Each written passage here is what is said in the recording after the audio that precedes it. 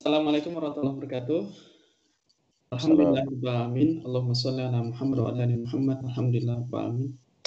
Eee, Baik Bapak Ibu warga muslim di Jerman, warga Muhammadiyah dan warga muslim secara umum di Jerman dan juga negara lain di Indonesia khususnya yang baru saja menunaikan sholat zuhur. Alhamdulillah kita jumpa kembali dalam siaran PCI Muhammadiyah Jerman Raya yang pada kali ini alhamdulillah sebagaimana pekan lalu kita sudah menjumpai satu kajian ya yang penting sekali di negara lain di Indonesia khususnya yang baru saja penting sekali kita ikuti. Dalam hal ini kita masih berada dalam musim pandemi walaupun ada sejumlah wacana misalnya di negara lain dan juga di Indonesia di mana kita hendak melonggarkan pembatasan skala besar ya, pembatasan sosial berskala besar atau PSBB.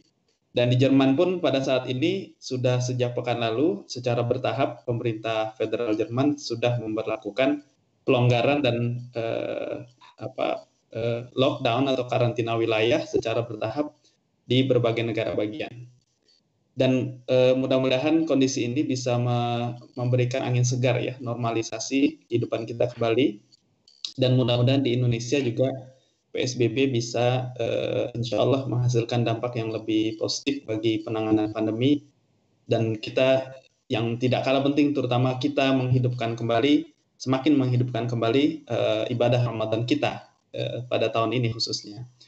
Dan menyambung pembahasan kita pekan lalu, Bapak Ibu sekalian, kawan-kawan semua dimanapun berada, kita berjumpa lagi dengan Ustadz Fahmi Salim, sama seperti halnya Rabu, tanggal 28 April, menyambung kajian pekan lalu, Ustadz Fahmi Salim yang merupakan Wakil Ketua Majelis Tabligh Pimpinan Pusat Muhammadiyah akan menyampaikan pembahasan lanjutan mengenai musibah, bagaimana kita menyikapi musibah dalam pengertian yang lebih positif, tidak hanya positif berdasarkan kultur kita, tapi juga positif berdasarkan ajaran Islam. Ya, musibah sebagai nutrisi kehidupan. Dan sungguhnya apa yang Allah SWT telah ciptakan termasuk musibah tentu saja merupakan hal yang dalam porsi dan konteks tertentu kita perlukan. Dan kemudian bagaimana kita merefleksikannya sebagai sesuatu yang lebih positif lagi berkontribusi bagi kehidupan kita sebagai seorang muslim, sebagai bagian dari warga negara dan masyarakat ya yang juga punya peran masing-masing seperti itu. Baik, sebagaimana kita sudah pahami bahwa kajian Ramadan 1441 yang diselenggarakan PCI Muhammadiyah Jerman Raya terdiri atas berbagai program gitu ya. Salah satunya adalah pengajian atau kajian live seperti ini dengan tema untuk mewujudkan baiti jannati ya semasa pandemi. Insya Allah kita bersemangat untuk menghidupkan Ramadan hingga akhir dan ketemu Idul Fitri hingga kita bisa menghidupkannya lagi, mengaplikasikannya dalam kehidupan sehari-hari setelah Ramadan insya Allah. Dan Bapak Ibu sekalian, kami dalam hal ini kembali menyampaikan himbauan ya untuk menunaikan zakat fitrah dan juga fidyah yang insya Allah Lazismu Jerman ya, Lazis Muhammadiyah Jerman insya Allah akan menyalurkannya ke warga yang berhak atau mustahik di daerah istimewa Yogyakarta. Informasi mengenai nomor rekening dan juga IBAN ya, International Bank Account Number bisa ditemukan pada layar semasa kajian berlangsung dan juga running notes yang dapat kita saksikan masing-masing di layar YouTube secara streaming. Selebihnya Bapak Ibu yang untuk menyampaikan pertanyaan ataupun pernyataan segala macam komentar terkait dengan apa yang dibahas, silakan menuliskannya pada chat box yang tersedia. Insya Allah kita akan menyampaikan kepada Ustadz Fahmi Salim untuk kemudian kita bahas. Terima kasih. Tanpa berpanjang lebar, Ustadz Fahmi Salim, silakan Ustadz. Syukran. Bismillahirrahmanirrahim. Alhamdulillah. Wassalatu wassalamu ala Rasulillah wa ala alihi wa ashabihi wa man tabi'ahu wa nasrahu wa wala. La haula wa la quwata illa billah. Selamat siang dan alhamdulillah kita semuanya bersyukur kehadirat Allah Subhanahu wa taala. Saya ingin menyapa teman-teman semuanya, sahabat-sahabat yang ada di Jerman Raya, terutama juga di Indonesia dan mungkin juga bergabung dari wilayah-wilayah yang lain. Assalamualaikum warahmatullahi wabarakatuh. Waalaikumsalam. Kita bersyukur kehadirat Allah Subhanahu wa taala. Siang ini kita sudah memasuki hari yang ke-13, teman-teman semua. Ya, hari ke-13. Dan tidak perlu takut, tidak perlu khawatir. Ya, 2 hari lagi ini kan 15 Ramadan. Ya. Dan orang sudah ditakut-takuti katanya akan ada tanda kiamat besar nanti malam Jumat. Ya, itu hadisnya palsu. Ya, bisa dilihat di channel saya. Jadi nggak usah khawatir. Yang lebih penting daripada itu adalah kita beribadah ini bukan karena nunggu kapan kiamat, kapan kita mati, tetapi tetap saja kita beristiqomah. Sebab kita tidak tahu. Salah satu rahasia Allah adalah itu merahasiakan kapan kita mati. La tadri nafsun madza taksibu ghadan wa ma tadri nafsun bi ayyi ardin tamut. Kematian itu adalah rahasia Allah. Sebagaimana ya rahasia Allah itu adalah bagaimana kapan terjadinya hari kiamat itu terjadi, ya. Itu amrus sa'ah itu adalah rahasianya Allah. Kapan terjadinya hari kiamat itu rahasia Allah. Nabi hanya mengabarkan tentang tanda-tandanya, tanda-tanda kecil dan tanda-tanda besar. Ya, tanda-tanda kecil sudah banyak, tetapi jelas tidak ada dalam satu hadis sahih pun tanda-tanda kecil kiamat itu adalah berupa nanti ada suara ledakan dahsyat pada malam 15 Ramadan besok malam Jumat ini ya. Jadi itu jelas tidak ada, tidak pernah dibahas oleh para ulama yang concern mengkaji tanda-tanda kiamat. Ya, yang kecil apalagi yang besar akan terjadi pada malam 15 Ramadan yang bertepatan besok ini malam Jumat. Jadi teman-teman tidak perlu khawatir. Yang penting kita istiqomah saja. Banyak ibadah kepada Allah, berserah diri kepada Allah. Wa'bud rabbaka hatta ya'tiyakal yaqin. Sembahlah Tuhanmu sampai maut datang menjemput kamu. Ya, enggak usah pedulikan. Yang penting kita isi hari-hari kita ini dengan ketakwaan, ya, dengan amal saleh, insya Allah kita selamat dunia akhirat. Sebab sekarang teman-teman ini banyak sekali fenomena orang sekarang menggandrungi kajian akhir zaman. Ya, kajian akhir zaman boleh-boleh saja, ya, sah-sah aja. Ya, kita di Muhammadiyah tidak anti, tidak tidak a priori terhadap kajian akhir zaman karena memang asyratus sa'ah, tanda-tanda kapan datang kiamat itu memang dijelaskan baik dalam Al-Quran sendiri maupun hadis Rasulullah Shallallahu Alaihi Wasallam. Tapi jelas harus kita ambil pakai hadis, dalil-dalil yang sahih dan sharih. Jangan sembarangan ambil kabar hadis palsu, hadis yang mungkar, yang dhaif. Ya. Tujuannya untuk menakut-nakuti. Menakut-nakuti hamba Allah bukan dengan cara yang salah. Ya. Membuat kita takut kepada Allah harus dengan cara yang benar. Dengan dasar argumentasi yang kuat, yang kokoh. Ya.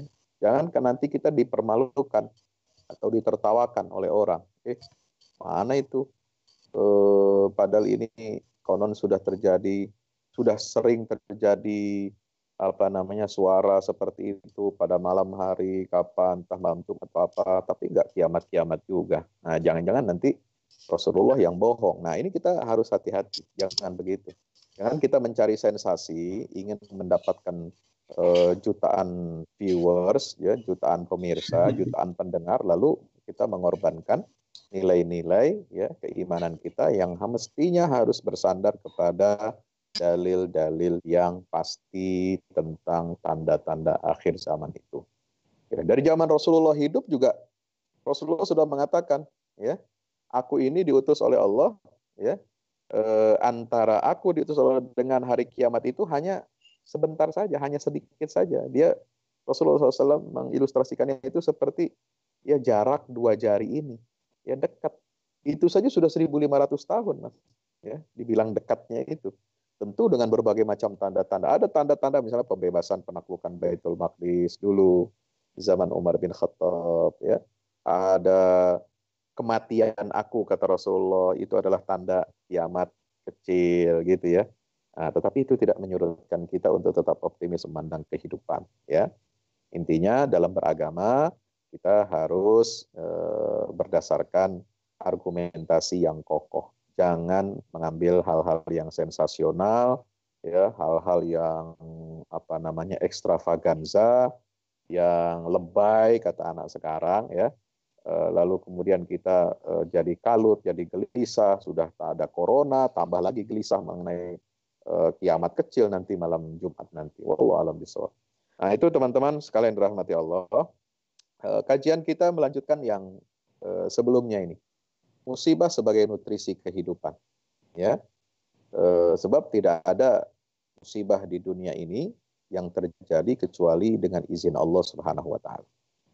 Ya, bahkan Al-Qur'an menggarisbawahi di dalam surah Asy-Syura ayat 30. Ma asaba, ya, min musibatin.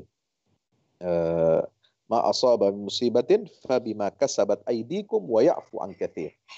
Ya, apa saja yang musibah yang menimpa kalian itu sebenarnya karena ulah tangan perbuatan kalian sendiri. Ya. Jadi benar musibah semua datangnya dari Allah, tetapi ada pemantiknya, ada pemicunya, ya kan? Nah, pemicunya itu apa? Ya, sehingga Allah menurunkan musibah, ya fabima kasabat aidikum, ya, karena ulah tangan kalian sendiri, wa ya'fu an katsir, dan Allah Subhanahu wa taala telah banyak memaafkan kesalahan-kesalahan kita. Kalau seandainya ya kesalahan kita ini yang begitu banyak tidak dimaafkan oleh Allah, musibah itu akan datang jauh lebih dahsyat dan lebih besar dari yang kita alami dan kita bayangkan saat ini. Nah, itu pemahaman tafsir ayat Asy-Syura ayat 30. Dan ini dikuatkan dengan hadis dari baginda Rasulullah Shallallahu Alaihi Wasallam. Apa kata Nabi SAW? Demi Allah, yang jiwa Muhammad berada di genggamannya, ya. Walladzi nafsu Muhammadin biyadihi. Tidak ada satupun luka, keringat, ya. Ini saya bacakan dari buku saya. Dan terkilirnya kaki, ya. Luka, keringat, kaki kita terkilir ini, ya. Kata Nabi SAW, itu tidak ada terjadi kecuali disebabkan dosa yang kita perbuat. Makanya hati-hati, ya. Kalau kaki kita tiba-tiba terkilir, lagi jalan nih enak, tiba-tiba terkilir. Nah, harus ingat tuh, ya, dosa apa nih yang saya pernah perbuat, gitu kan? Kalau kita sampai nyari nafkah, ya, menjawab soal ujian kok sampai berkeringat, ya teman-teman nih yang lagi S2, S3 atau S apalah, gitu ya. Ini susah sekali, ya, menghafal pelajaran, memahami. Ini jangan-jangan ada maksiat apa ini yang saya lakukan, gitu kan? Atau kita terluka, ya, kita kena duri, kita kena apa gitu ya di jalan dan lain sebagainya, itu tidak terjadi hal seperti itu kata Rasulullah. Dan ini Rasulullah bersumpah, demi Allah yang jiwa Muhammad ada di genggamannya, tidak ada satu luka pun atau keringat, ya, menetes, ya, keringat menetes karena mikir persoalan ujian dan sebagainya ini. Kemudian terkilirnya kaki, kecuali itu karena dosa yang diperbuat oleh hamba. Dan apa yang Allah maafkan dari dirinya jauh lebih besar. Ini hadis diriwayatkan oleh Imam Al-Baihaqi dalam Syu'abul Iman, ya, melalui jalur Qatadah, meskipun hadisnya melalui model riwayatan yang mursal kepada Rasulullah SAW. Tetapi Imam At-Tabarani ini meriwayatkannya dalam Mu'jamul Awsat dan dinukil oleh Imam As-Suyuti dalam kitab Al-Jami' As-Saghir yang disahihkan oleh Syekh Al-Albani dalam Sahih Al-Jami' As-Saghir. Jadi meskipun riwayatan aslinya itu ada celah mursalnya dari Qatadah, itu dinisbatkan langsung kepada Rasulullah SAW, tetapi ya diriwayatkan lain dalam kitab yang lain oleh Imam At-Tabrani dan As-Suyuti, itu ya dinilai sahih bersambung kepada Rasulullah Sallallahu Alaihi Wasallam. Nah, apa gunanya musibah? Ya, ada orang bertanya, Pak Ustadz, ini apa sih musibah ini? Ya, kita ini ditimpa ujian, ditimpa musibah. Apakah Allah berikan musibah, ujian itu sia-sia? Tidak. Tidak ada yang sia-sia dalam kehidupan kita di dunia ini. Sebagaimana semua ciptaan Allah tidak ada yang sia-sia. Ya, ingat ayat tentang tafakkur dalam semesta. Inna fi khalqis samawati wal ardi wa ikhtilafil laili wan nahari la ayatin li ulil albab. Ali Imran 190. Alladzina yadhkuruna Allah qiyaman wa qu'udan wa 'ala junubihim wa yatafakkaruna fi khalqis samawati wal ard. Rabbana ma khalaqta hadza batila. 191. Ya Allah, sungguh Engkau tidaklah menciptakan semua itu yang ada di alam semesta ini sia-sia. Termasuk musibah. Ya, kalau kita sebagai muslim meyakini musibah itu adalah ciptaan Allah. Betul. Dan Allah tidak menciptakan itu sia-sia. Ada hikmahnya. Ada tujuannya. Buat apa? Buat orang beriman. Ya, kata Nabi SAW, itu menjadi penghapus dosa. Menjadi kifarat bagi hamba Allah yang sabar dan menerima takdir Allah dengan lapang dada. Nah, ini yang membedakan kita dengan orang-orang yang tidak beriman kepada Allah. Kita terima musibah, ya, kita tahu itu semua berasal dari Allah dan kita sabar menerimanya. Dan dengan cara itu Allah akan menghapus dosa-dosa kita. Senang kita, ya, optimis kita. Ya. Maka kata Nabi SAW, ya, contoh misalnya dalam hadis mengenai ta'un, wabah menular, penyakit ya yang terjadi dalam sejarah Islam itu, ya, dalam salah satu penggalan hadis ditanya Rasulullah oleh istri beliau Aisyah, ya Rasulullah, apa itu ta'un? Ta'un itu kata Nabi SAW adalah penyakit menular begini-begini. Dia ya menjadi apa? Azabun yusibuhu kana azaban yusibu li'ibadihi yusibuhu man yasha'u min ibadihi. Dia menjadi siksa azab Allah kepada siapa hamba yang dia inginkan. Itu masih bersifat umum ya. Tetapi warahmatan lil mu'minin. Ta'un itu justru menjadi rahmat bagi orang-orang yang beriman. Kalau orang tidak beriman dia jadi azab. Tapi bagi orang beriman dia menjadi rahmat, kasih sayang Allah. Bagaimana kasih sayang Allah diantaranya? Orang yang mati karena ta'un dia akan mendapatkan pahala syahid. Dengan syarat dia beriman kepada Allah. Dengan syarat dia sabar menerima ujiannya. Dan dia menyadari bahwa semua yang menimpa dirinya itu semua dia terima dengan sabar, penuh keikhlasan, dan yakin bahwa itu adalah ujian dari Allah Subhanahu wa Ta'ala. Dan dia mengikuti tuntunan Allah dan Rasul dalam menjalani ujian itu. Jadi dia adalah rahmat. Dan akhirnya mati syahid. Subhanallah. Nah, kata Nabi SAW apa? Dalam hadis beliau yang diriwayatkan oleh Imam Bukhari dan Imam Muslim. Imam Bukhari memasukkannya dalam Kitabul Marad tentang penyakit. Ya. Dan Imam Muslim memasukkannya dalam kitab Al-Birru Was-Silah. Kebaikan dan hubungan hamba kepada Allah Subhanahu wa Ta'ala. Apa kata Nabi SAW?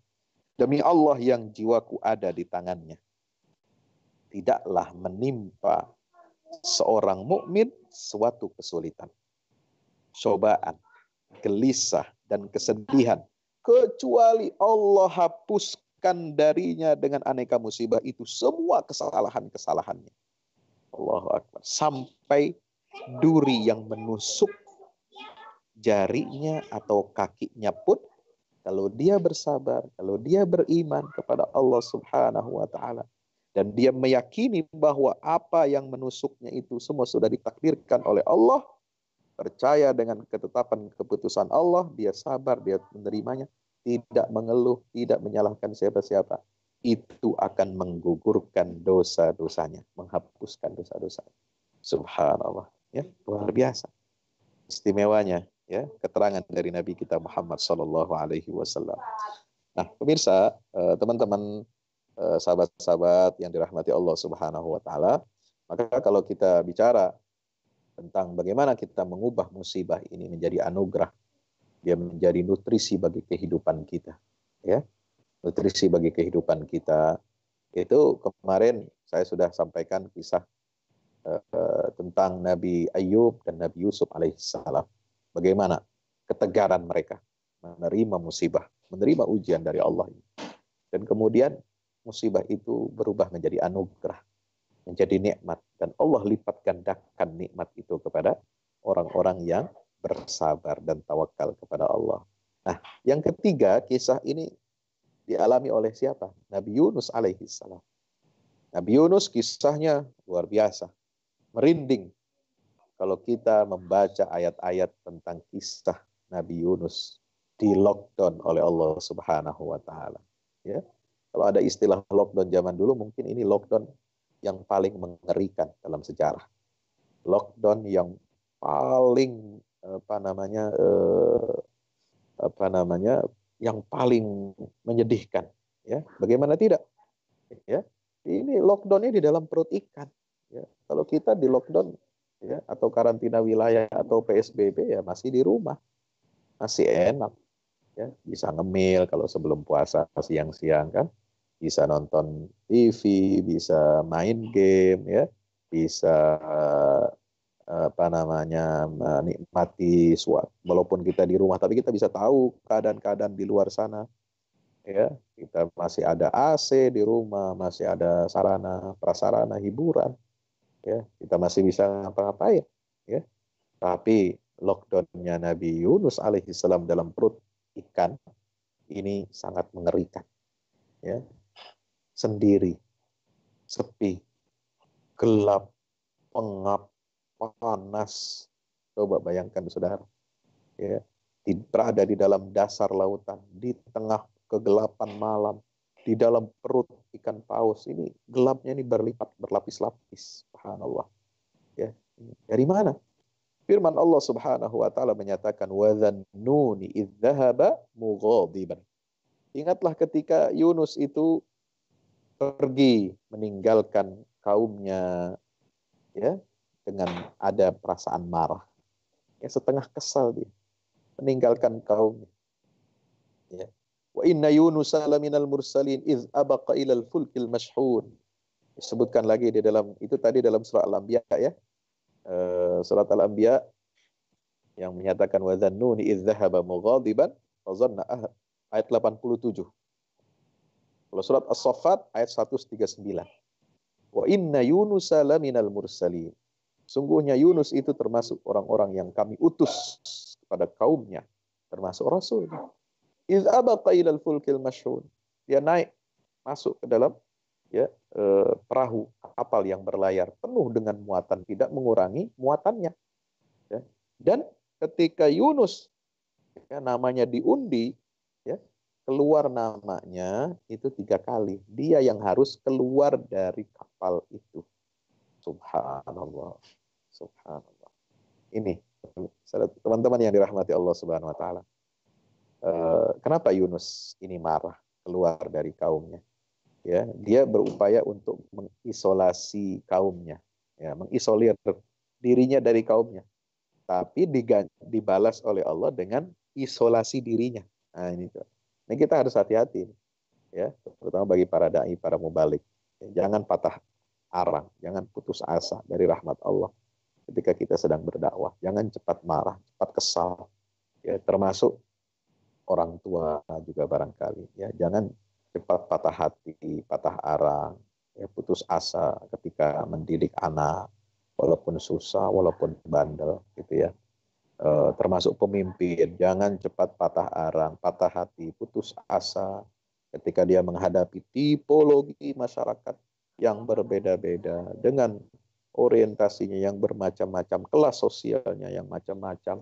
Ada tipe yang nerima, ada tipe yang kasar, ada tipe yang suka membuli, suka mencaci, menghina di media sosial dan lain sebagainya. Jangan bersedih, ya.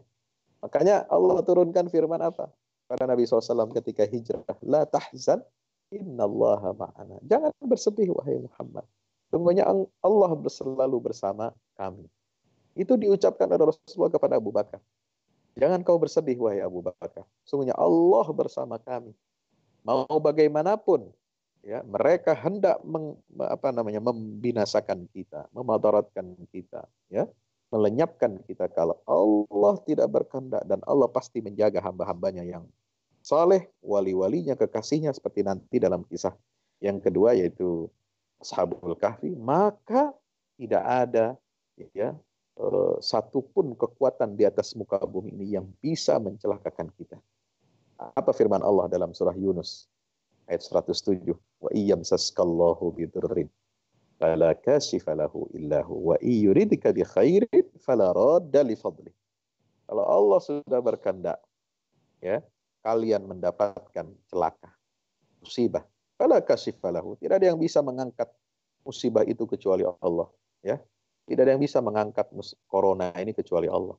Allah yang mendatangkan, ya. Allah juga yang bisa mengangkat. Hanya Allah satu-satunya. Kita hanya berusaha saja. Ya, kita hanya berusaha ikhtiar dalam batas-batas manusia. Tapi Allah yang bisa mengangkat. Tapi kalau Allah sudah menghendaki kita mendapatkan kebaikan, kenikmatan, maka tidak ada yang bisa menolaknya. Tidak ada yang bisa menghalanginya. Tidak ada yang bisa mencuri nikmat itu dari kita. Nah, ini kadang-kadang kita masih berpikir, ya, orang kalau nggak punya iman kepada Allah, nggak punya iman kepada takdir Allah, dia akan berpikir, oh rezeki saya ketukar, nggak bakal ketukar. Ya, rezeki itu sudah ditetapkan oleh Allah buat kita masing-masing dengan takaran ukurannya yang pasti, yang pas. Ya, ya kalau ada istilah iklan BBM, ya. Takaran pasti pas. Ya, takaran pasti pas itu ya hanya sekedar ya slogan, tapi dalam praktek di lapangannya belum tentu pasti pas tuh. Ya, ada saja yang nakal, ya SPBU yang suka mempermainkan takaran melalui digital itu. Ya, ada yang sering mendapatkan itu pengalaman, ya permainkan. Ya judulnya pasti pas, tapi nggak pas gitu ya. Tapi Allah, oh jangan main-main, jangan coba-coba, pasti pas ukurannya. Rezekinya pasti pas. Kapan dia berikan, kapan dia tahan, itu semua dengan hitung-hitungan yang cermat dan teliti sesuai dengan kudrat dan iradahnya Allah Subhanahu wa Ta'ala. Maka kalau kita meyakini ini, kita akan tenang, nggak usah galau, ya. Itu disebutkan lagi dalam surat yang lain, misalnya dalam surah Az-Zumar, ya, wala in sa'altahum man khalaqas samawati wal arda la yaqulunna Allah qul in aradani Allahu bidurrin hal hunna kashifatu durrihi aw aradani birahmatin hal hunna mumsikatu rahmatih. Kalau Allah mau kebaikan buat kita, siapa yang bisa menahan kekuatan di dunia ini, yang bisa menahan kebaikan itu untuk tidak sampai kepada kita? Tidak ada. Mau raja, mau kaisar, mau jenderal, mau AKBP, mau macam-macam. Kalau Allah sudah turunkan nikmatnya, tidak bisa terhalangi itu sampai nikmat itu kepada kita. Tapi kalau Allah sudah menurunkan ya, musibah yang pasti mengenai kita, maka tidak ada yang bisa ya mencabut ataupun menghalanginya musibah itu sampai kepada kita juga. Subhanallah. Nah inilah ujian bagi orang-orang yang beriman. Seperti Nabi Yunus alaihi salam. Beliau ini seorang leader, seorang pemimpin. Pemimpin itu harus sabar menghadapi rakyat. Orang tua harus sabar, ya, menghadapi istri, anaknya dan sebagainya. Ya, pemimpin harus sabar menghadapi rakyatnya. Semua kita pemimpin, maka harus sabar. Jangan gampang marahan, jangan gampang kecewa. Ya, kita harus berjiwa besar. Apa bedanya pemimpin dengan rakyat? Ada pada jiwa besarnya. Ya, bukan karena pangkatnya yang hebat, bukan karena tunjangan materinya yang lebih hebat daripada rakyat biasa, rakyat jelata. Bukan fasilitasnya yang membedakan, tapi jiwa besar. Pemimpin itu diukur kebesarannya itu dengan jiwa besarnya yang dimiliki. Kalau pemimpin cepat marah, ya apa bedanya dengan rakyat jelata yang suka marah-marah? Kalau pemimpin suka teriak-teriak, kesal, apa bedanya dia dengan ya orang-orang yang pekerja kasar? Bedanya pemimpin itu dia mesti memiliki jiwa besar untuk menerima kritik, ya, menerima saran, masukan, harus berlapang dada, ya, jangan cepat kesal. Nah inilah yang diuji oleh Allah pada Nabi Yunus alaihissalam. Kalau orang tidak mau menerima dakwahmu, jangan kau kecewa. Hadapi dengan senyum. Makanya Nabi SAW diberikan ayat Subhanallah, fabima rahmatin minallahi lintalahum walau kunta faddan ghalizal qalbi lan faddu min hawlik fa'fu anhum wastaghfir lahum wasyawirhum fil amr. Kalau bukan karena rahmat Allah, hanya dengan rahmat Allah, kamu itu harus menghadapi umat ini dengan apa? Lembut, lintalahum. Kalau kamu kasar, hatimu keras, dan faddu min hawlik, mereka akan lari, ya, berhamburan, tidak akan mendekati. Subhanallah. Ini peringatan ya, kepada kita semua. Dan ini yang pernah dialami Nabi Yunus alaihissalam. Ya. Apakah tidak boleh, Pak Ustadz, orang seperti pemimpin seperti Nabi Yunus, ya, pemuka agama, apalagi Rasul yang ingin sekali umatnya ini mendapatkan hidayah, apa nggak boleh marah? Kalau boleh, tetapi ya, bolehnya marah bagi rakyat biasa dengan pemimpin itu beda. Ya, ada kaidah para ulama mengatakan hasanatul abrar sayyiatul muqarrabin. Ya, perbuatan yang baik menurut orang-orang standar itu menjadi buruk bagi orang-orang yang memiliki level di atas standar.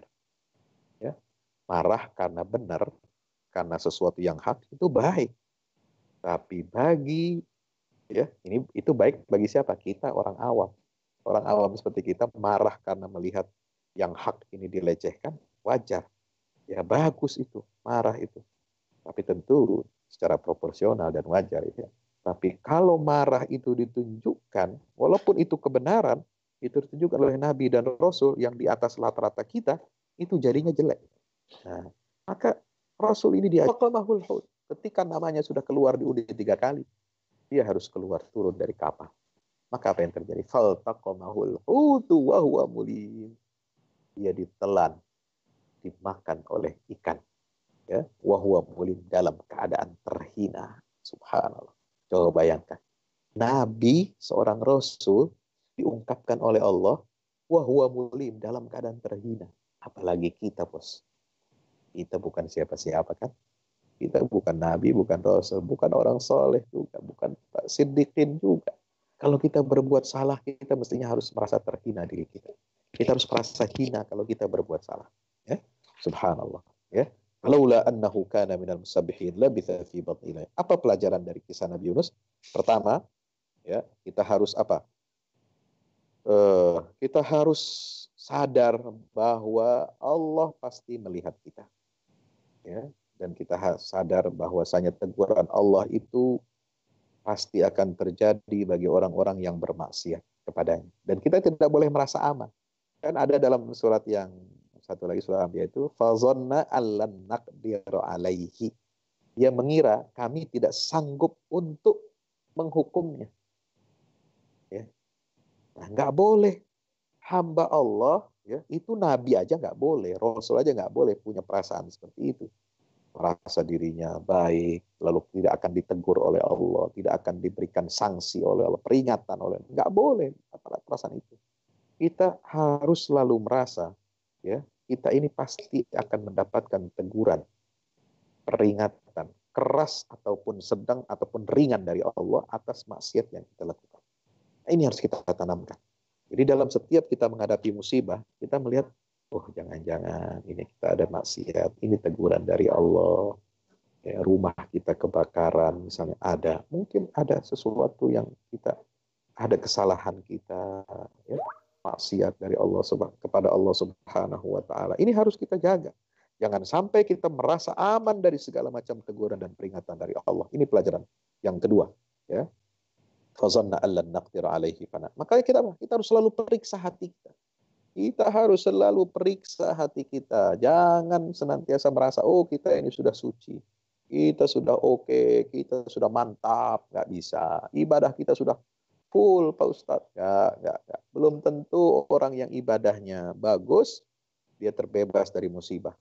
Ya kan? Kembali lagi ke hukum awal.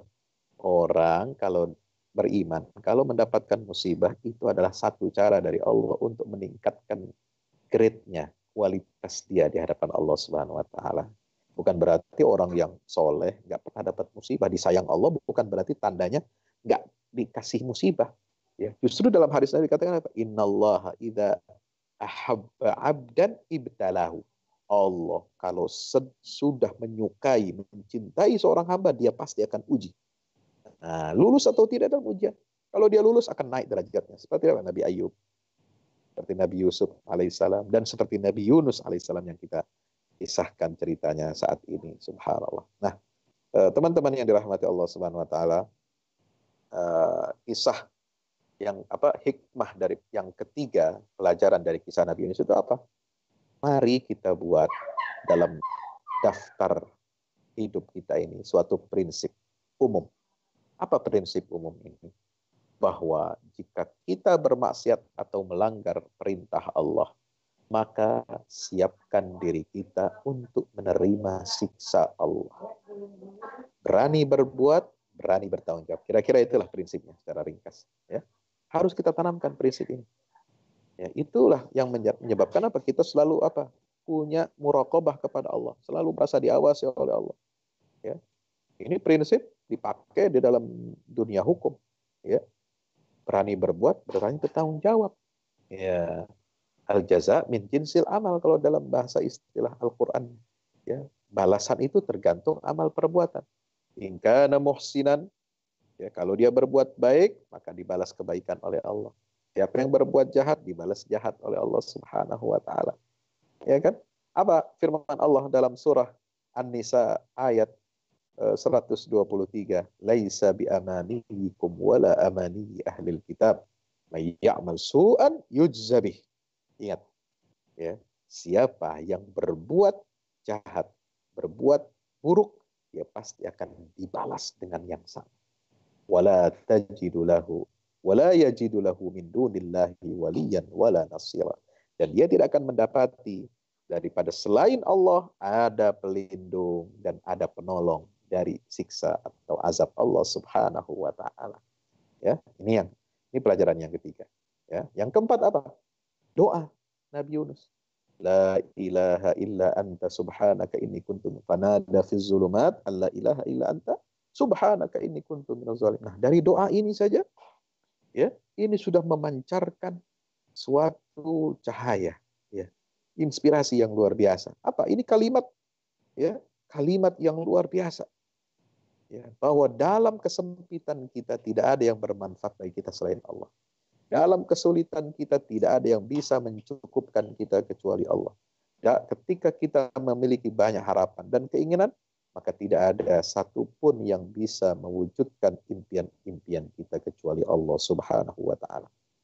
Maka kalau kita mendapatkan kesulitan, jangan pernah mengetuk pintu selain Allah. Saya ulangi, kalau dapat kesulitan, dapat musibah, jangan pernah mengetuk pintu selain pintunya Allah Subhanahu wa Ta'ala. Ya, jangan saudara dapat musibah begini, rezeki seret, ya, pendapatan menurun, toko pada tutup, pekerja di PHK, yang masih kerja dipotong gaji. Jangan sekali-kali Anda berpikir cari solusi kepada selain Allah. Auzubillah. Cari solusi hanya kepada Allah. Jangan pergi ke dukun. Jangan pergi ke tukang ramal, jangan pergi ke orang pintar, jangan pergi ke mana konsultan itu bintang zodiak macam-macam itu, pembaca garis tangan, apa bos? Musyrik. Dia mengambil alih kekuasaan Allah, mengambil alih ilmunya Allah tentang rezeki, jodoh, pekerjaan, nasib dan sebagainya. Nggak bisa. Bukan itu cara kita. Seorang muslim, hamba Allah yang baik, untuk menyelesaikan masalah-masalah yang kita hadapi. Tapi solusinya ada pada Allah. Allah yang menurunkan musibah. Solusinya juga di tangan Allah, bos. Carilah kepada Allah, jangan cari kepada selain Allah. Kembalilah kepada Allah, jangan Anda kembali kepada selain Allah. Yunus menghilang apa? La ilaha illa anta. Ini sudah kuncinya. Tidak ada Tuhan kecuali Engkau, ya Allah. Tidak ada yang menurunkan bencana kecuali Engkau. Aku kembali kepadamu. Subhanak, maha suci Engkau, ya Allah. Inni kuntu minaz zalimin. Sungguh aku termasuk orang-orang yang banyak berbuat zalim. Ya. Jadi dalam doa ketika musibah, ketika masa sulit, kita mesti satu, mengesahkan Allah, percaya pada takdir Allah, kembalikan semua urusan kepada Allah. Yang kedua, penyucian terhadap Allah dari segala kekurangan. Subhanak, ini kuntu minaz, pengakuan kita ini akan dosa-dosa kita. Karena seperti kata tadi, ya, kata Nabi SAW, semua musibah itu diawali dari apa? Perbuatan maksiat kita. Ya, maka kita harus mengakui dosa-dosa kita. Inilah rukun agar terkabulnya doa kita dari Allah Subhanahu wa taala dan kita bisa menolak bala. Nah, yang kedua, kisah singkat tentang Ashabul Kahfi, ya. Ini juga mengalami lockdown yang luar biasa, teman-teman, yang dirahmati Allah Subhanahu wa taala. Ini kisah tentang pemuda-pemuda, ya, yang bertakwa, yang beriman kepada Allah, yang menolak untuk tunduk kepada kemusyrikan dan kezaliman, ya. Mereka dipersatukan oleh Allah dengan apa? Spirit yang sama, dengan perjuangan yang sama, ya, dengan misi yang sama, maka Allah selamatkan mereka. Allah selamatkan mereka dengan cara apa? Ditidurkan oleh Allah di dalam gua. Coba dibuat tidur mereka. Ya. Mungkin ada orang diselamatkan oleh Allah dari penyakit seperti Nabi Yunus. Diselamatkan oleh Allah dari fitnah-fitnah, dari penjara seperti Nabi Yusuf. Diselamatkan oleh Allah dari perut ikan seperti Nabi Yunus. Ini cara Allah menyelamatkannya unik. Dibuat tidur mereka 309 tahun. Allahu Akbar. Sekaligus untuk membuktikan kebenaran bahwa Allah sanggup, mampu untuk membangkitkan manusia, ya, pada hari kiamat nanti dari alam kuburnya. Ini salah satu dalil, ya, apa yang menimpa Ashabul Kahfi. Ini persoalan musibah, persoalan bencana, ya, persoalan lockdown, sekaligus untuk membuktikan kebenaran tesis tentang adanya hari kebangkitan manusia pada hari kiamat untuk menerima balasan amal perbuatannya. Ya, ini jelas. Itu dalam tafsir itu disebutkan demikian. Nah, bagaimana Ashabul Kahfi ini? Apa tipsnya mereka ini bisa mendapatkan keselamatan dari Allah Subhanahu wa taala? Wa idh i'tazaltumuhum wa ma ya'buduna illallah fa'u ilal kahfi yanshur lakum rabbukum min rahmatihi wa yuhayyi lakum min amrikum mirfaqa. Subhanallah. Ya. Ini mereka melakukan uzlah. Allah akan menebarkan rahmatnya untuk kalian dan Allah akan persiapkan, Allah akan berikan untuk kalian, ya, mirfaqa, ya, kasih sayangnya, kelembutannya. Subhanallah. Dan semua ini sudah dijaga oleh Allah, ya. Semua apa yang dialami oleh Ashabul Kahfi ini, semua infrastrukturnya sudah disiapkan oleh Allah Subhanahu wa taala. Luar biasa. Apa? Di situ saya sebutkan, karena saya broadcast agak panjang itu, ya, kepada teman-teman melalui WA, grup WA, ya. Itu Allah siapkan. Bagaimana Ashabul Kahfi ini disiapkan oleh Allah, ya, tertidur di dalam gua 300 tahun, itu tidak rusak tubuhnya, tidak hancur dimakan tanah, ya, tidak tersengat matahari pagi dan sore, terbit maupun terbenam matahari ketika puncak-puncaknya panas matahari itu, walaupun mereka berada di depan pintu gua, di depan cahaya itu. Subhanallah. Caranya bagaimana? Wa nuqallibuhum dzatal yamini wa dzatas shimal. Badan tubuh mereka ini dibolak-balikkan ke arah kiri, ke arah kanan, tidurnya. Subhanallah. Ya, itu rahasianya dari Allah Subhanahu wa taala. Kemudian watarabna ala adhanihim, ya, telinganya ditutup, gendang telinganya ditutup supaya mereka tidak terbangun. Coba bayangkan, yang membuat orang terbangun dari tidur itu biasanya ada suara, apalagi suara dentuman keras. Ya, suara bisikan saja bisa membuat orang terbangun dari tidur. Apalagi suara yang mengagetkan. Nah, itu yang ditutup oleh Allah. Gendang telinga Ashabul Kahfi ketika tidur ditutup oleh Allah. Subhanallah. Ini kekuasaan Allah Subhanahu wa taala. Lockdown-nya 300 tahun nggak tanggung-tanggung. Kalau kita cuma ini baru 1,5 bulan, paling lama, ya, kata prediksi para pakar itu sampai September baru berangsur baik.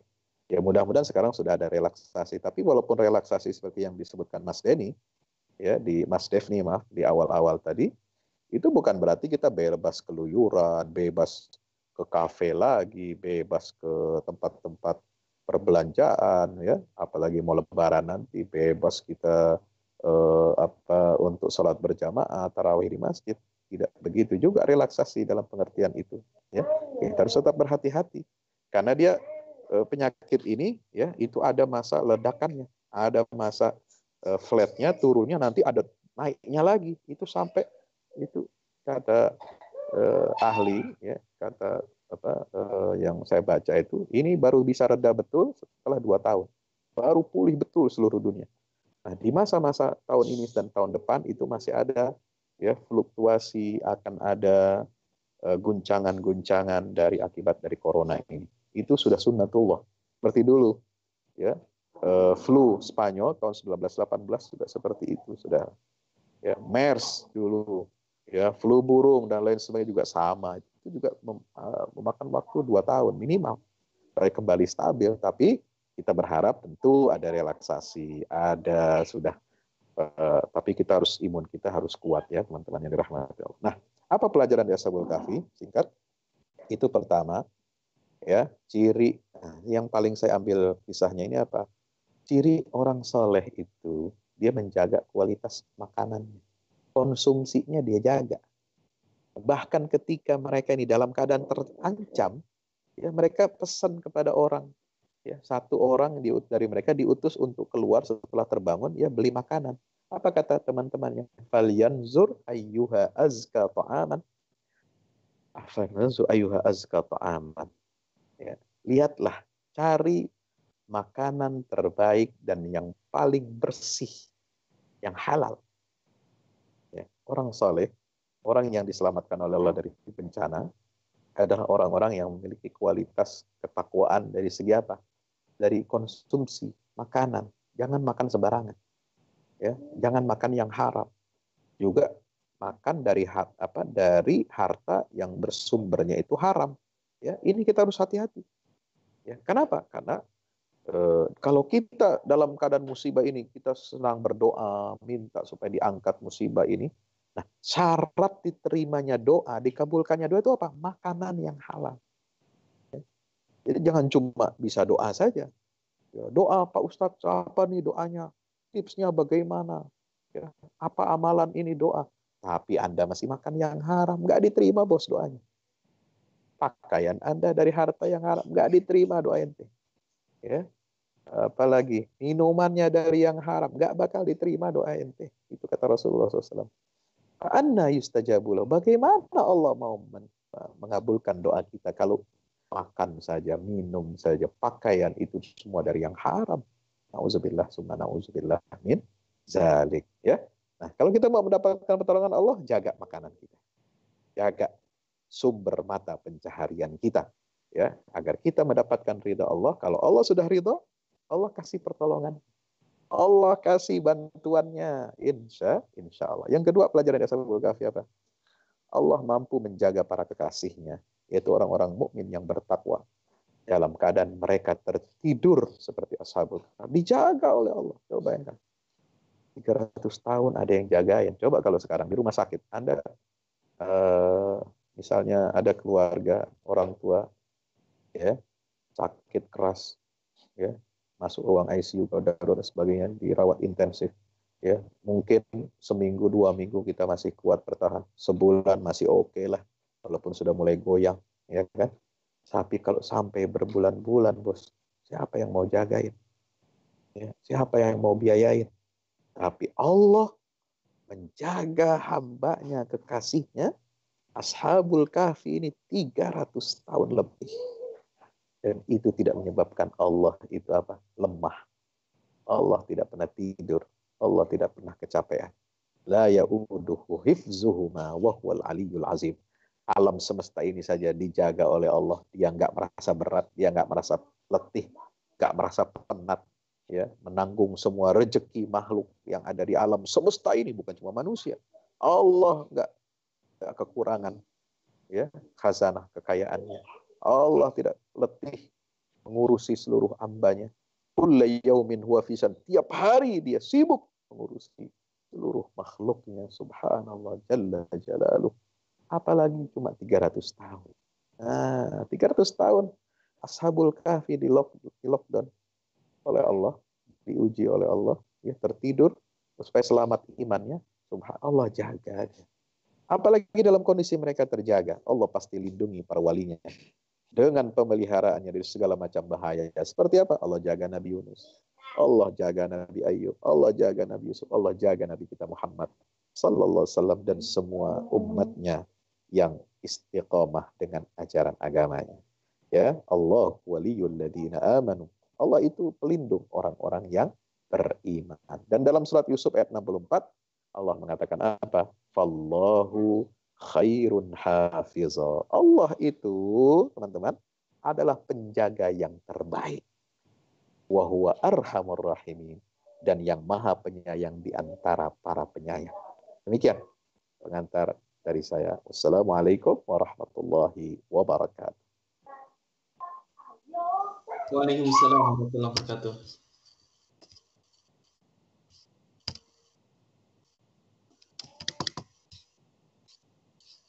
Baik, alhamdulillah rabbil alamin.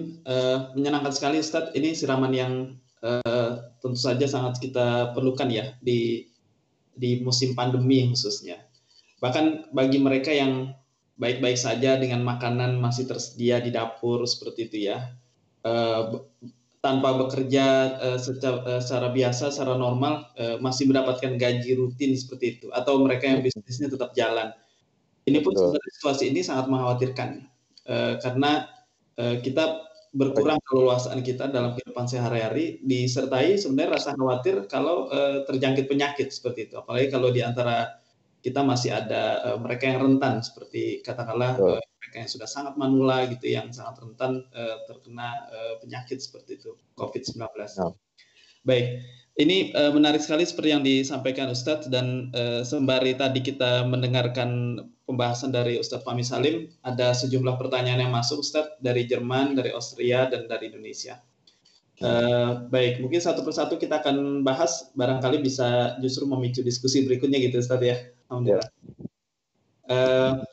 Baik, jadi yang pertama ini Ustadz, ini pertanyaan dari Wina, dari Austria. Dari Mas Dr. Rahmat Adi Wibowo ya, dari Austrian Institute of Technology. Nah, di sini pertanyaannya adalah sebagai pemimpin pasti ada kegalauan untuk memilih di antara banyak pilihan kebijakan gitu Ustaz. Terutama di masa sekarang, lockdown atau dalam bentuknya yang lebih soft, PSBB seperti sekarang, atau juga mungkin ada pertimbangan lain seperti masalah-masalah ekonomi, di mana kita mesti tetap menggerakkan perekonomian supaya orang bisa tetap makan seperti itu ya, supaya negara bisa tetap membangun seperti itu.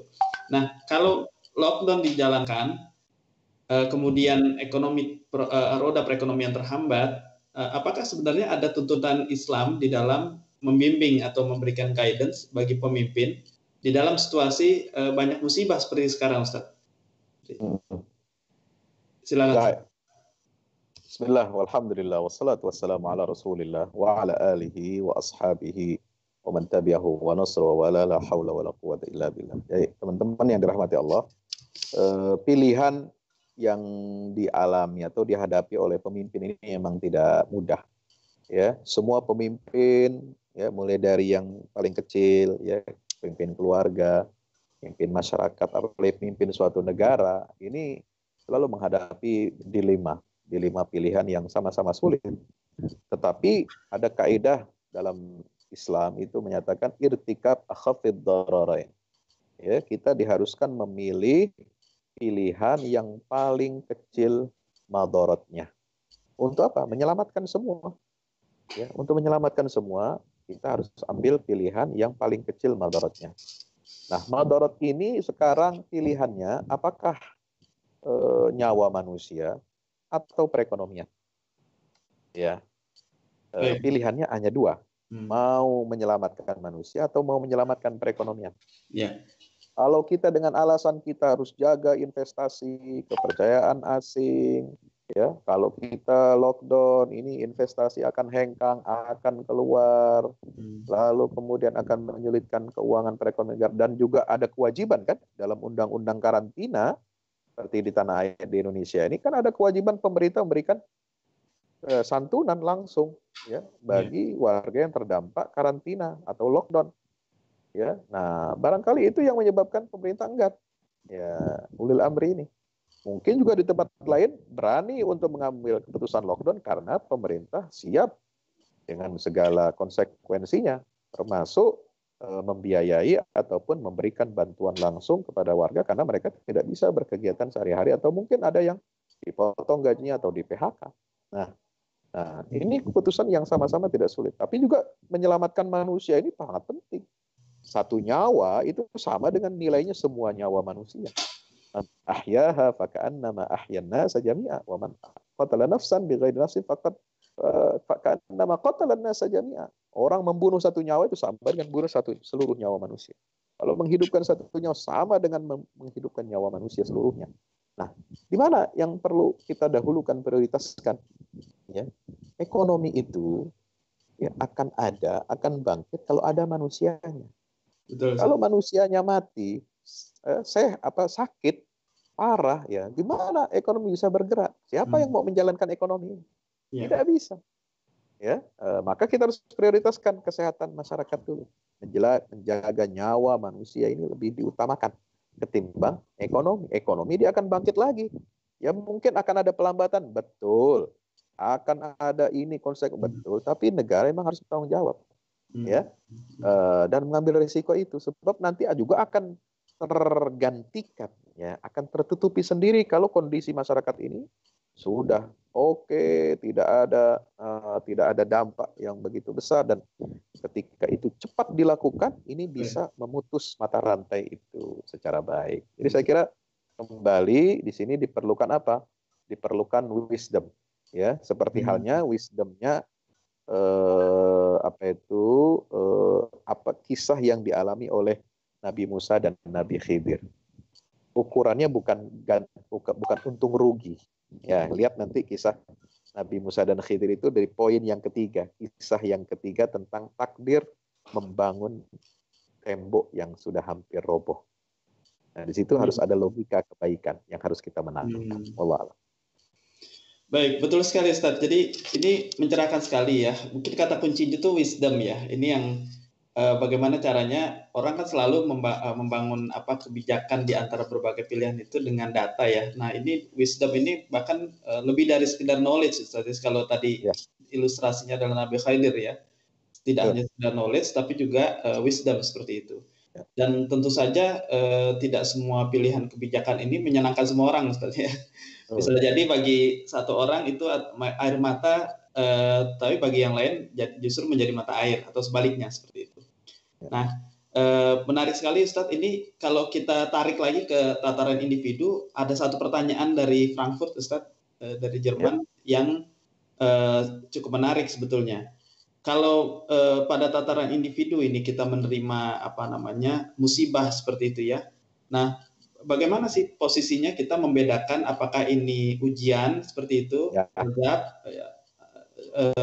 atau sebenarnya musibah yang tadi sifatnya membangun, di mana kita bisa menjadikannya sebagai nutrisi kehidupan gitu Ustaz. Jadi untuk tataran individu saja ini dilematis gitu Ustaz. Bagaimana menyikapinya? Terima kasih. Ya. Musibah antara azab atau berkah atau rahmat. Ya, ini sering ditanyakan. Apa standarnya Pak Ustadz? Bagaimana kita bedakan ini rahmat Allah atau ini azab Allah? Ya, itu kita tidak usah jauh-jauh. Standarnya itu adalah sabda Rasulullah. Ya, bagi orang yang kafir itu ada menjadi azab. Ya, orang yang selama ini ingkar kepada Allah, tidak syukur kepada nikmat Allah, dia sia-siakan kehidupan dunia ini, dia berbuat kerusakan di atas muka bumi ini siapa yang berbuat?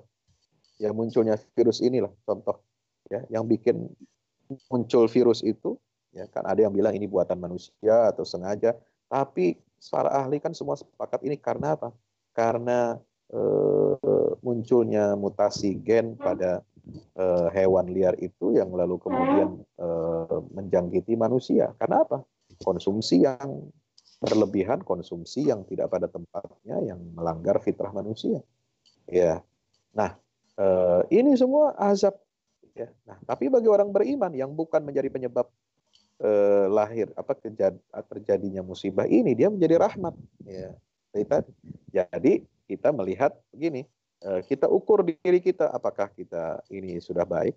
Kalau kita baik-baik saja, iman kita insya Allah baik, walaupun tidak sekuat ya sahabat atau rasul gitu ya.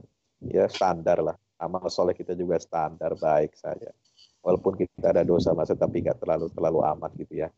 Nah, kita menganggap itu adalah rahmat dari Allah ya, untuk menggugurkan dosa-dosa kita. Ya, kalau kita bersabar. Tapi kalau kita ini durjana, durhaka, apalagi kafir, ingkar kepada Allah, nah itu sudah pasti itu adalah azab dari Allah Subhanahu wa taala. Itu sebagai itu azab yang diberikan di dunia, belum lagi di akhirat.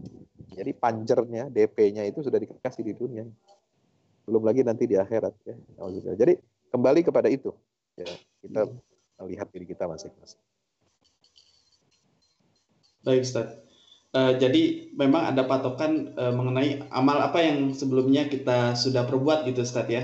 Ini menarik sekali. Saya jadi teringat dengan perkataan Ibnu Sirin ketika bisnisnya bangkrut gitu ya. Lalu ketika ditanya kenapa demikian gitu, Syekh Ibnu Sirin menyebutkan ini dosa 40 tahun lalu. Yang barangkali kalau tidak salah, mudah-mudahan kisah ini sahih. Tapi kemudian yang menarik adalah yang dimaksud dosa Ibnu Sirin ini sebenarnya mungkin hal yang barangkali tidak dianggap dosa bagi masyarakat kebanyakan, bagi kebanyakan umum ya. Karena beliau ternyata hanya bergumam saja melihat orang yang terlihat miskin lalu menyebutkan orang miskin seperti itu. Jadi bergumam dalam hati atau ini saja, wah luar biasa, beliau sampai introspeksinya dalam gitu, Ustaz ya. Iya. Ya. Nah, Bapak Ibu warga Muslim di Jerman, di Austria, di Indonesia, juga di negara lain, musibah ini sebenarnya terkait juga dengan upaya kita untuk menghindarinya. Salah satunya adalah dengan bersedekah. Dalam konteks ini, Lazis Muhammadiyah membuka kesempatan untuk menyalurkan zakat fitrah dan fidyah untuk disalurkan kepada mereka yang berhak, yaitu para mustahik, khususnya di daerah istimewa Yogyakarta. Sebagaimana bisa dilihat pada baris running notes yang ada di layar, Bapak Ibu dan kawan-kawan semua bisa menyalurkan zakatnya di Lazismu yang bisa dicatat di sana melalui Sparkasse Koblenz, Bank Jerman, Sparkasse Koblenz dengan International Bank Account Number DE 1557012001036595 atas nama Ria Tristia Amalia, dan juga melakukan konfirmasi WA dengan ke nomor Jerman di sini dengan kode 49 ya, tolong tambahkan 0049 1573 3241 1107. Terima kasih. Dan sebenarnya masih ada pertanyaan lagi nih, Ustadz. Kalau tadi kita mencoba membedakan antara azab gitu ya, azab musibah yang membangun tadi, ataukah itu sebenarnya ujian gitu sebetulnya. Seringkali kita kan tadi Ustadz juga membahas bahwa ini bisa jadi terkait dengan dosa ya, dosa di masa lalu seperti itu. Nah, itu kan mungkin relevan untuk kalau orang itu sedang introspeksi, Ustadz ya.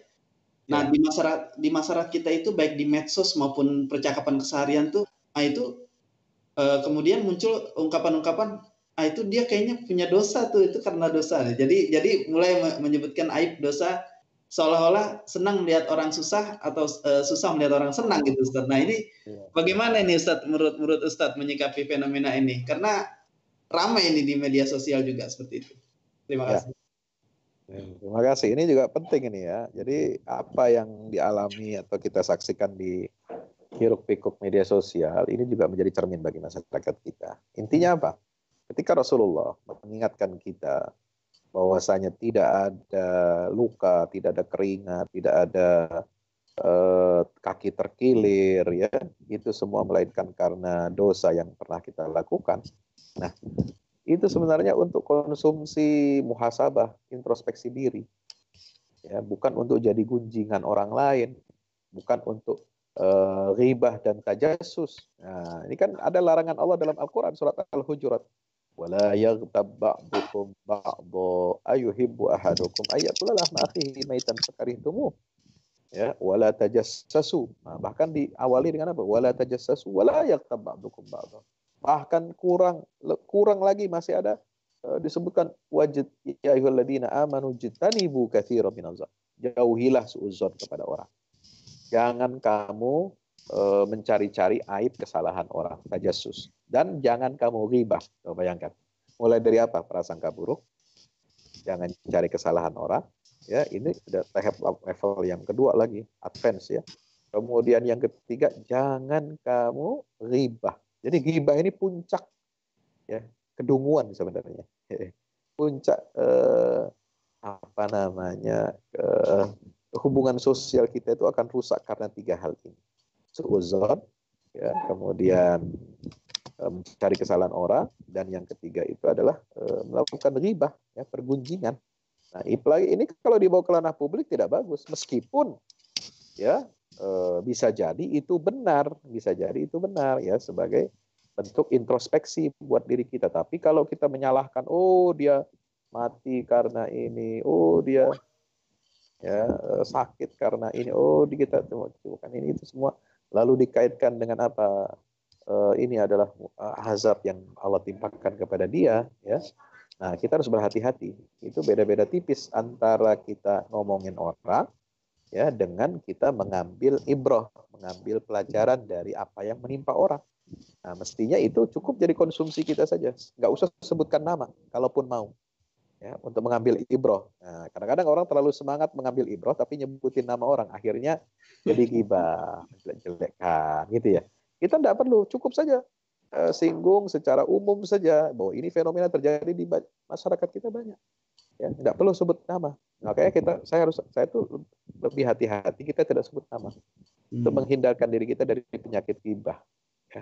Kalau secara umum kita sebutkan, ya itu bisa kita ambil ibrah. Nah, ini kan bisa terjadi kepada siapa saja. Makanya harus hati-hati loh. Jangan kamu begini, jangan kamu begini, akhirnya ntar begini. Itu boleh.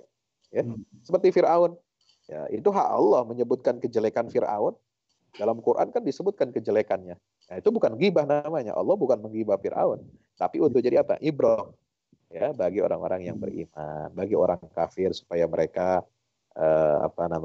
tidak terlalu dalam kekufurannya dan menyadari kekeliruannya. Seperti itu. Allah alam.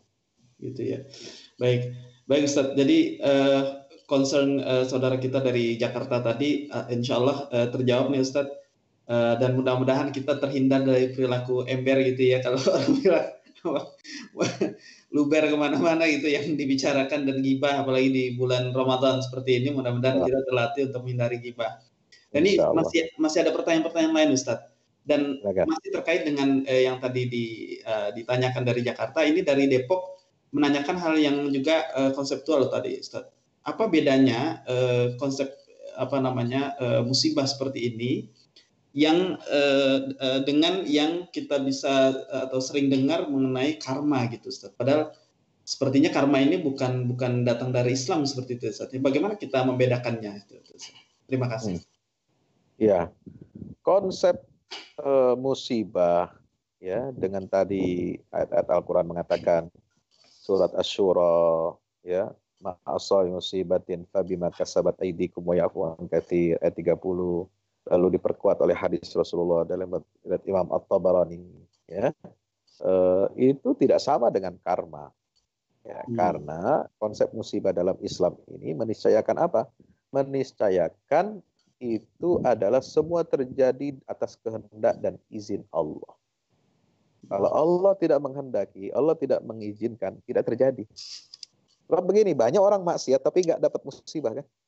Iya. Ya kan? Banyak orang kafir, banyak sekali dapat kenikmatan, senang hidupnya, bermewah-mewahan, bermegah-megahan. Nggak dikasih musibah tuh sampai mati. Iya. Ya, sakitnya mungkin sedikit lah, sakit udah tua, sakit mau mati gitu. Tapi ketika dalam hidupnya normal-normal saja, tidak ada sakit berarti, tidak ada parah, ya, tidak rumah hartanya tidak dicuri orang, macam-macam. Nah itu namanya istidraj. Ya. Jadi banyak yang musibah tidak menimpa orang yang mestinya berhak. Kalau berdasarkan ayat ini dia berhak. Tapi Allah tidak menghendaki, tidak mengizinkan. Untuk apa? Istidraj. Itu jebakan bagi dia. Kalau dia sadar, dia tobat, dia bagus. Kalau tidak, dia semakin banyak nanti siksanya di akhirat. Nah, kalau bagi orang mukmin, ya, dengan adanya azab di dunia ini, itu siksaannya itu sudah dicicil. Ya, di dunia dia sudah dapat, gitu ya. Peringatan. Nah, di akhirat semakin kalau dia tobat, itu hilang itu siksanya di akhirat nanti. Insya Allah ya. Nah, kalau dalam karma tidak ada konsep seperti itu. Ya, itu adalah perbuatan melahirkan perbuatan, aksi melahirkan reaksi. Ya, Anda berbuat A akan melahirkan perbuatan B misalnya. Aksi dan reaksi itu karma. Nah, ya itu karena itu nggak ada keterlibatan Allah, tidak ada keterlibatan takdir. Nah, itu bedanya. Ya, jadi seperti itu. Wallahu a'lam bishawab. Baik, Ustaz. Insya Allah ini perkaranya sudah menjadi terang benderang. Mudah-mudahan bisa menjadi pelajaran kita semua. Masih bisa Ustaz ya, insya Allah satu pertanyaan lagi nih Ustaz dari Turki Ustaz. Dari Turki ini menanyakan tadi ya kita dalam menghadapi musibah kan memang disarankan juga untuk banyak bertawakal kepada Allah SWT gitu ya. Nah curhat-curhat kepada Allah SWT ini seringkali diiringi atau bahkan sebelum kita curhat kepada Allah SWT kita juga curhat ke Ustadz gitu Ustadz. Kita curhat kepada seorang Ustadz seperti itu atau narasumber gitu ya. Selain juga tahajud gitu ya.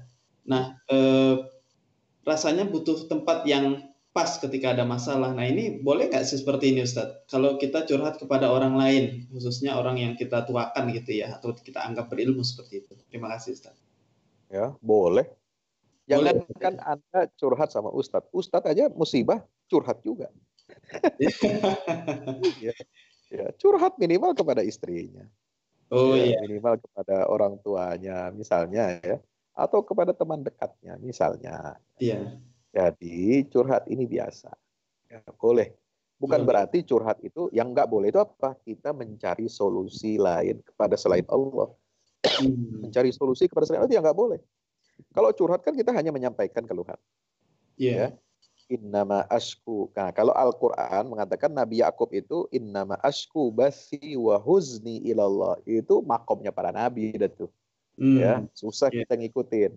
Aku hanya ceritakan kegundahanku dan kesedihanku hanya kepada Allah. Ya, meskipun dia kesel juga nih sama anak-anaknya nih. Tapi kan dia sayang juga sama yang lain. Dia nggak mau kegundahannya itu menyebabkan beliau ini gelap mata lalu serta-merta menyalahkan anak-anaknya yang dulu mencelakakan Nabi Yusuf kan. Akhirnya apa? Dia kembalikan semua pada Allah. Innama asku bathi wa huzni ilallah.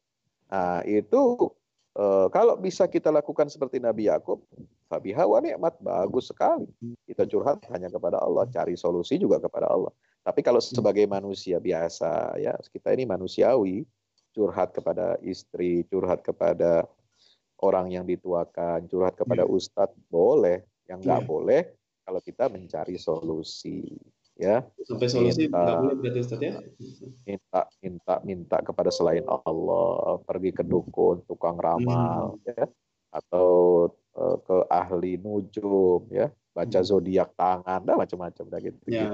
Itu yang nggak boleh. Allah. Sudah mengarah ke kesyirikan Ustaz itu ya? Ya, mengarah pada syirik. Kalau surhat untuk meringankan beban, ada teman bicara yang bisa memahami, itu malah mungkin bisa jadi faktor untuk meringankan beban itu. Ya, sebab dia ada teman yang bisa dia berbagi menanggung beban itu. Meskipun teman itu juga tidak mampu memberikan solusi. Ya, karena solusi sesungguhnya itu dari Allah. Kita minta hanya kepada Allah. Begitu. Ya. Nah, ini kasus konkret Ustadz, di mana saat ini ketika orang banyak kehilangan pekerjaan dan juga pendapatan gitu Ustadz ya.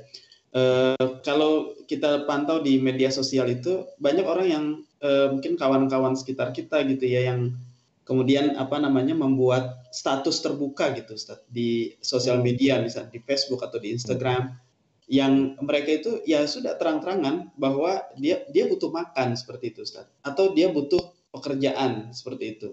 Dia minta kawan-kawannya siapa sajalah gitu ya, dia meninggalkan marwahnya untuk kemudian meminta bantuan secara terbuka di media sosial. Nah, kalau seperti itu bagaimana menurut pendapat Ustaz di tengah muslim? Iya. Nah, kalau dia memang butuh pekerjaan, ya seperti itu, memang mau tidak mau dia harus sampaikan, ya. Kalau dia di PHK atau dipotong gajinya perlu. Nah, caranya mungkin ada yang lebih soft, ya. Jangan dengan cara vulgar seperti itu. Cara yang lebih soft, misalnya sekarang kan orang sudah berpikir lebih jauh untuk bagaimana bisa mengendalikan berwirausaha secara online, ya, bisnis online. Ya, jadi reseller makanan, reseller pakaian, reseller apalah barang-barang kebutuhan pokok, ini jauh lebih bagus dan lebih terhormat. Dan mungkin dia bisa curhatnya itu minta, tolong carikan dong apa produk-produk yang bisa kita jual lagi nih, kita bantu-bantu UMKM, sekaligus juga memperbaiki perekonomian kita gitu kan. Nah, ini kalau dia cari informasi sebenarnya bagus. Nah, itu yang harus dilakukan pada saat ini. Iya, saya aja, ya mohon maaf, ya ini juga saya reseller jualan kurma, reseller kue dan lain sebagainya. Itu kita tetap berusaha, ya, bagaimanapun. Ya, kita harus cari informasi itu, tapi jangan sampai kita seolah-olah mengemis di media sosial, itu nggak boleh, ya. Mengemis di media sosial jangan, ya. Nggak boleh, kita harus jaga maruah kita. Di dalam surat Al-Baqarah itu kan indah sekali ungkapan Allah bagi orang yang tidak mau meminta-minta, la yas'alunan nasa ilhafa, yata'affafunan nas, ya. Mereka itu merasa memiliki iffah, harga diri, ya, dan tidak meminta kepada orang dengan cara memaksa. Nah, la yas'alunan nasa ilhafa itu ayat tentang sedekah. Nah, itu ayat yang sedekah terkenal itu. Wa ma anfaqtum min nafaqatin, ya, kemudian ya ayyuhalladzina amanu la tubtilu shadaqatikum bil manni wal adza, ya.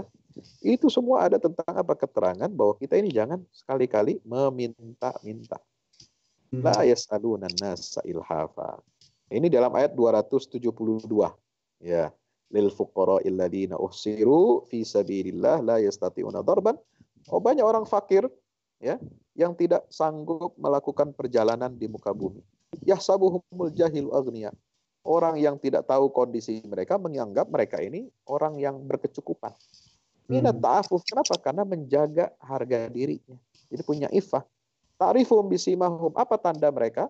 Ciri mereka, la yas'aluna nasa ilhafa. Mereka tidak mau minta-minta, ngemis, memaksa orang. Ya, ini harus kita jadikan akhlak dalam kehidupan kita. Lebih baik kita bekerja dengan tangan sendiri daripada minta-minta. Itu Rasulullah menganggap gitu. Ya, amalul yad khairun. Nabi mengatakan itu, Allah menyukai seorang hamba itu seperti Nabi Daud. Ya, dia bekerja dengan tangannya sendiri. Dan Nabi pernah mencium tangan seorang sahabat. Ya, Rasulullah, ya, cium tangan orang. Ya, muliaan dia daripada yang dicium tangannya. Kenapa? Tanganmu kasar. Pas Nabi pegang, ini tanganmu kasar. Kenapa tanganmu kasar? Ini saya pakai untuk macul, saya pakai untuk pegang barang-barang kasar untuk bekerja ya Rasulullah, untuk cari nafkah. Nabi ambil tangannya dan dicium tangannya. Inilah kata Rasulullah, tangan yang tidak akan tersentuh oleh api neraka. Kenapa? Karena dia punya iffah harga diri, lebih baik tangannya kasar. Dia berpeluh keringat untuk cari nafkah dengan cara yang halal daripada dia minta-minta. Subhanallah. Demikian. Nah, Ustaz, ini tadi ada beberapa hal ya. Yang penting itu tidak mengemis gitu, Ustaz ya. Dan sangat dianjurkan sekali untuk menjaga iffah dan tentu saja meminta pekerjaan. Dalam hal ini sebenarnya tentunya merupakan hal yang mulia seperti itu, Ustaz ya. Karena orang ini masih harus berusaha seperti itu. Nah, cuma memang ada satu kondisi yang dilematis nih, Ustaz, seperti yang ditanyakan saudara kita di Berlin. Ini dari Pak Muktaf ya, Ketua PCI Muhammadiyah Jerman di Berlin. Beliau berdomisili di Potsdam saat ini. Nah, iya, dari uraian Ustadz ini sebenarnya kalau kita lihat di lapangan ada situasi yang dilematis seperti orang yang sudah berusia lanjut, sudah punya anak gitu ya, kebutuhannya tinggi, tetapi area pekerjaannya bersentuhan dengan riba gitu seperti itu, Ustaz. Nah, ini kan di satu sisi ya dia ingin tinggalkan riba seperti gerakan sekarang kan, gerakan no riba atau gerakan Ya, ngeri masyarakat banget. tanpa riba. Nah, itu bagaimana gitu, Ustaz? Langkah apa yang mestinya dilakukan untuk terhindar dari musibah bekerja di tempat riba seperti itu, Ustaz? Iya, musibah sesungguhnya, ya, musibah yang sesungguhnya itu adalah ketika seorang hamba ya bekerja tanpa sadar dia telah melanggar syariat Allah. Itu sudah musibah. Walaupun dia tidak menerima bencana, tidak menerima musibah, tidak berkurang rezekinya, tidak berkurang hartanya, tetapi musibah sesungguhnya adalah ketika seorang hamba Allah itu dalam bekerja, dalam hidup ini dia telah melanggar aturan syariat Allah Subhanahu wa taala. Ya. Tanpa harus menunggu datangnya musibah betulan. Tapi itu sudah musibah hakiki. Dan ini yang lebih berbahaya. Ketika apa? Tidak ada peringatan. Ya. Mungkin kalau ada peringatan masih mending. Dia bisa mikir, ini jangan-jangan dosa saya nih karena riba. Tapi kalau tidak, tanpa ada peringatan dari Allah, itu jauh lebih bahaya, bos. Ya, maka itu bagi yang merasa ini kita sudah transaksi dengan riba, ya, maka ini harus kita jauhi. Dan riba itu kata Nabi SAW, tidak ada satu kaum yang di situ sudah terang-terangan melakukan riba dan zina, kecuali semua penduduk negeri itu akan mendapatkan siksa Allah Subhanahu wa taala. Istahaqqat alaihimul uqubah.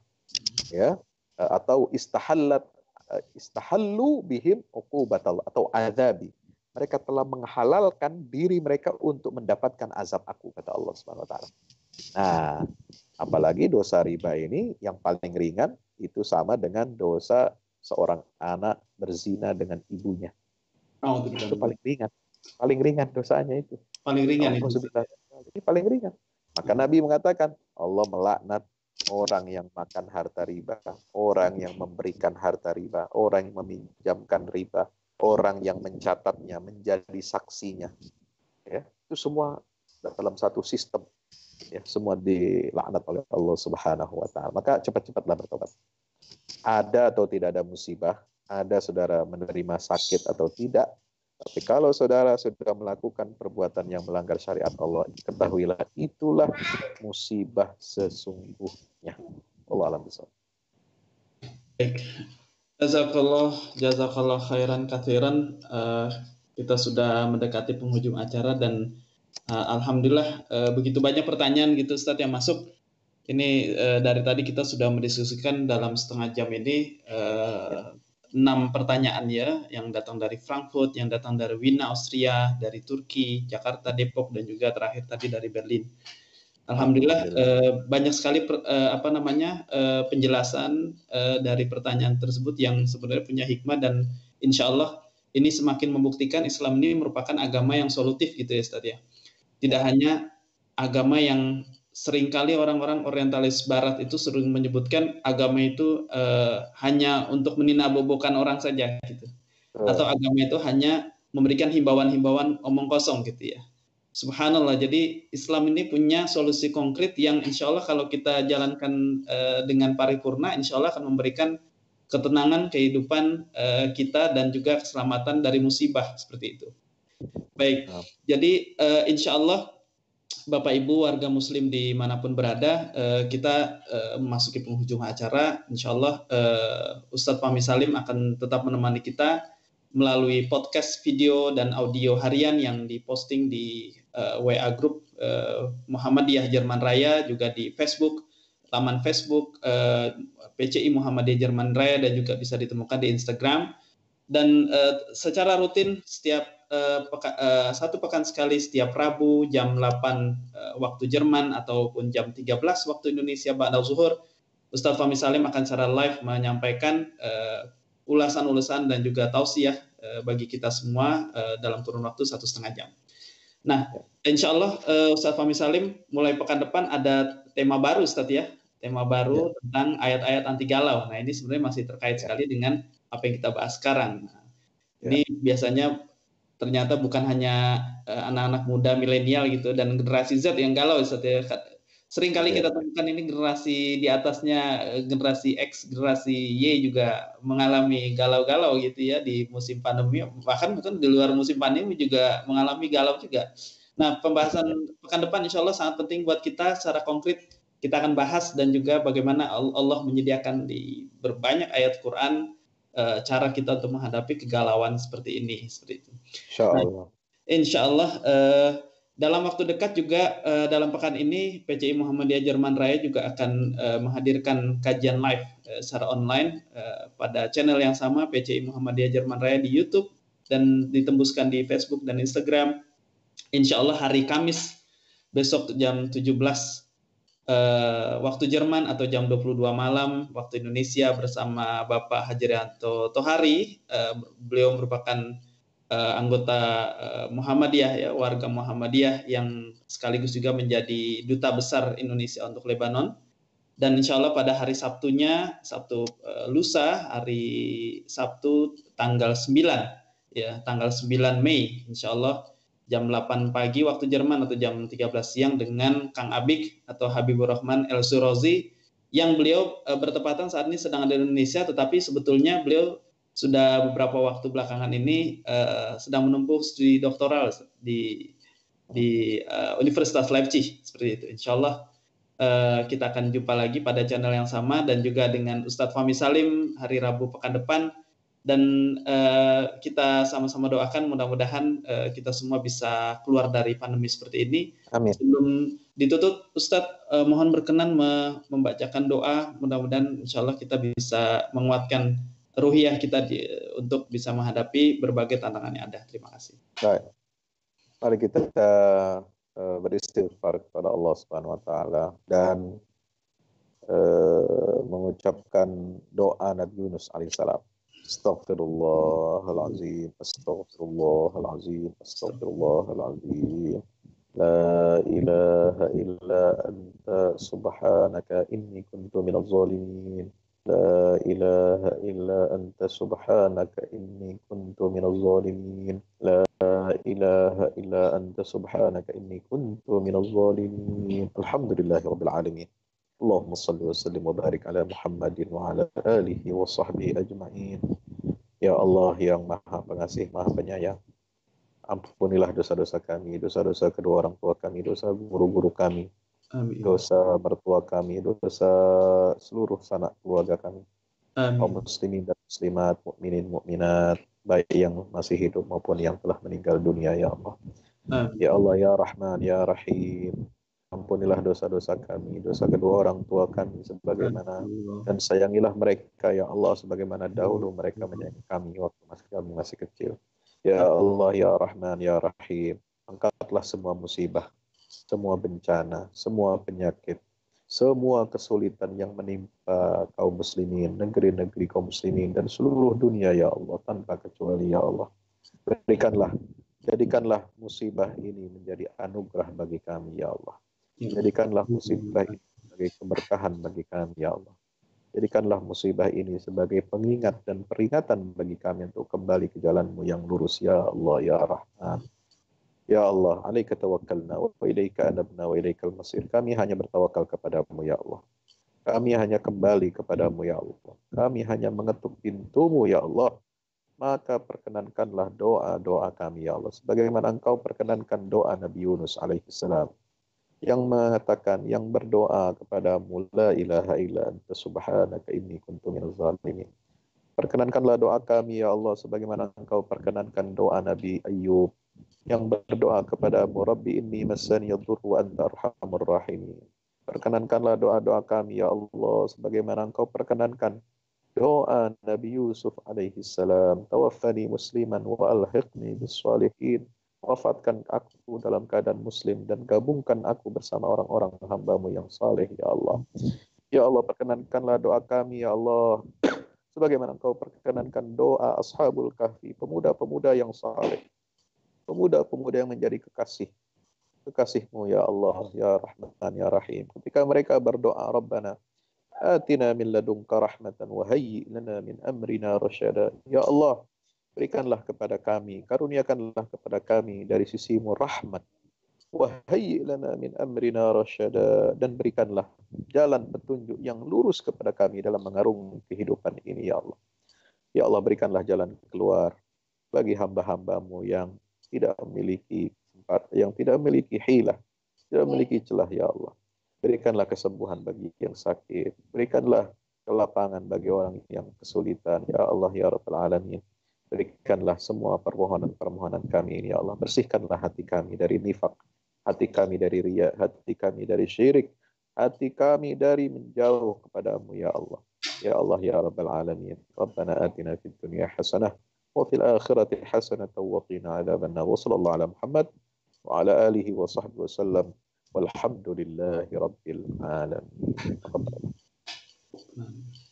Alhamdulillah Rabbil Alamin.